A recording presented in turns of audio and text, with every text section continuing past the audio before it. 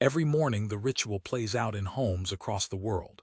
You grab your keys, slip on your shoes, and reach for your bag while your dog watches with those knowing eyes. Their tail might wag hopefully or droop with understanding. Either way, they know what's coming. You're leaving and they're staying behind. What happens in your dog's mind during those hours you're gone isn't just a matter of them sleeping until you return. The psychology of dogs when their humans leave for work is far more complex, filled with emotional processing, coping mechanisms, and sometimes genuine distress.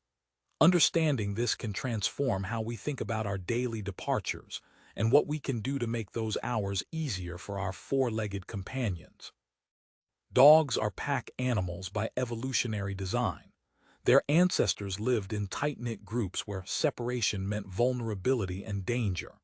Though thousands of years of domestication have softened many wild instincts, this fundamental need for companionship remains hardwired into their psychology. When you leave for work, you're not just stepping out of the house. From your dog's perspective, you're breaking the pack formation, leaving them in a state of social isolation that triggers deep-seated anxiety responses. The first 30 minutes after you leave are typically the most stressful for dogs. Studies using video monitoring and cortisol measurements have shown that stress hormones spike during this initial period.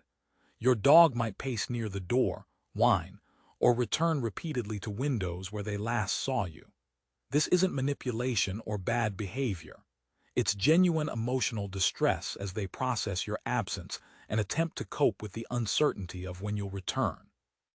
Some dogs handle this transition better than others. Temperament plays a significant role.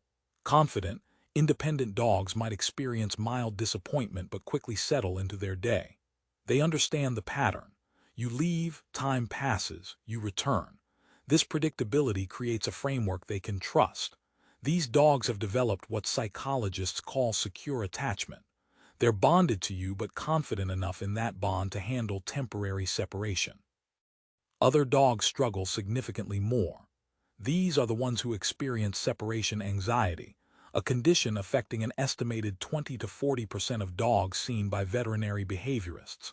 For these animals, your departure triggers panic. Their stress doesn't diminish after those first 30 minutes. It persists, sometimes intensifying, leading to destructive behavior, excessive barking, house soiling, or self-harm through obsessive licking or chewing. The difference between normal missing you sadness and clinical separation anxiety matters. A dog who sleeps peacefully after an initial period of disappointment is coping well. A dog who destroys door frames trying to follow you, or who barks for hours, or who works themselves into such a state that they vomit or have diarrhea, needs professional help. This level of distress isn't something they'll simply outgrow. So how do dogs actually cope during those work hours? The mechanisms vary, but several patterns emerge consistently. Sleep is the primary coping strategy for most dogs. After that initial stress period, many dogs settle into extended naps. This isn't just boredom. Sleep is a genuine stress reduction mechanism. It allows their nervous system to downregulate, passing time in a state that requires minimal emotional processing. Dogs also create routines during your absence. They might patrol the house at certain intervals, checking windows or doors. They'll move between favorite resting spots, perhaps starting in your bedroom where your scent is strongest, then moving to a sunny spot in the living room as the morning progresses. These self-created routines provide structure and predictability, both of which reduce anxiety. Environmental enrichment becomes crucial during these hours. Dogs left in barren environments with nothing to do and no mental stimulation struggle more than those with access to toys, puzzle feeders, or views of the outside world. A dog who can watch birds through a window, work on extracting treats from a puzzle toy, or chew on an appropriate bone has healthy outlets for stress and boredom. These activities don't just pass time. They provide the mental engagement that dogs crave and need for psychological well-being. Social animals that they are, some dogs cope better when they're not completely alone. This is why many dogs do well in doggy daycare or with dog walkers who break up the day. The presence of other beings, whether canine or human, satisfies that pack animal need for companionship. Even a midday visit from a neighbor can dramatically improve a dog's emotional state during long work days. The bond between dog and owner also influences coping ability. Dogs who have experienced consistent, reliable care from their humans tend to handle separation better. They've learned through repeated experience that departure isn't abandonment. You always come back. This trust is built over time through predictable routines and reliable returns. Dogs rescued from abandonment situations, or those who have experienced multiple rehommings, often struggle more, because their history has taught them that people leave and sometimes don't return. Your departure routine matters more than you might think. Dogs are incredibly perceptive to patterns and cues. They know the sequence. Shower sounds lead to the hairdryer, which leads to the coffee maker, which leads to keys jingling, which leads to you leaving. By the time you're actually walking out the door, they've been anticipating it for 30 minutes or more, and their stress has been building throughout. Some experts recommend downplaying departures. No big emotional goodbyes, no lengthy petting sessions at the door, just a calm exit. The theory is that making a big deal of leaving signals that it is indeed a big deal, amplifying your dog's anxiety. Others argue that a brief, affectionate goodbye provides closure and reassurance. The truth probably lies somewhere in the middle and depends on your individual dog. What matters most is consistency. Whatever your routine, keep it the same so your dog knows what to expect. The same applies to your return.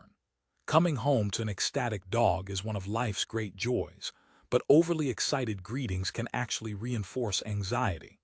If your dog learns that your return is the most thrilling, emotionally intense moment of their day, it makes your absence even more difficult by comparison. Greeting your dog calmly, waiting until they've settled before providing attention, teaches them that your comings and goings are normal, unremarkable parts of daily life. Age factors into coping ability as well. Puppies struggle with separation because they haven't yet learned that you'll return. They lack the life experience to trust the pattern.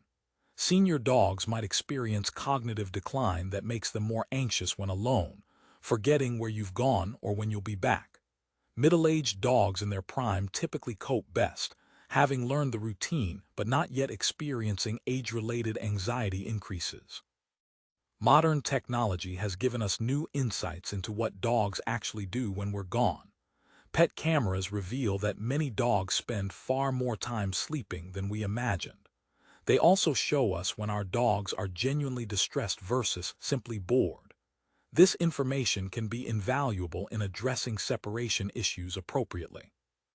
Physical exercise before you leave makes an enormous difference. A dog who's had a vigorous walk or play session has burned physical energy and received mental stimulation. They're primed to rest during your absence rather than pace anxiously. The old saying that a tired dog is a good dog holds particularly true for separation situations. Some dogs benefit from having another pet companion. A second dog or even a cat can provide company that eases the loneliness of your absence. However, this isn't a universal solution. Some dogs with separation anxiety are anxious specifically about being separated from their human, and another pet doesn't address that core issue.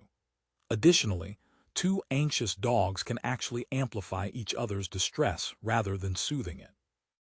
The psychology of dogs when you leave for work ultimately comes down to their social nature, their bond with you, and their individual temperament and history. Most dogs cope reasonably well, especially when provided with appropriate environmental enrichment, exercise, and consistent routines. They miss you, certainly, but they manage. For dogs who struggle, understanding that their distress is real and rooted in deep evolutionary psychology is the first step toward helping them. Separation anxiety isn't stubbornness or spite. It's genuine panic that deserves compassionate intervention, whether through behavior modification, environmental changes, or in severe cases, medication prescribed by a veterinarian. Your dog's day without you is shaped by how well you've prepared them to handle your absence. Every positive departure and return builds their confidence. Every bit of enrichment you provide gives them healthy ways to pass the time. Every consistent routine teaches them that your leaving is temporary and your return is guaranteed. Understanding the psychology behind their experience allows you to leave for work knowing that your dog isn't just surviving those hours, but coping in healthy, manageable ways.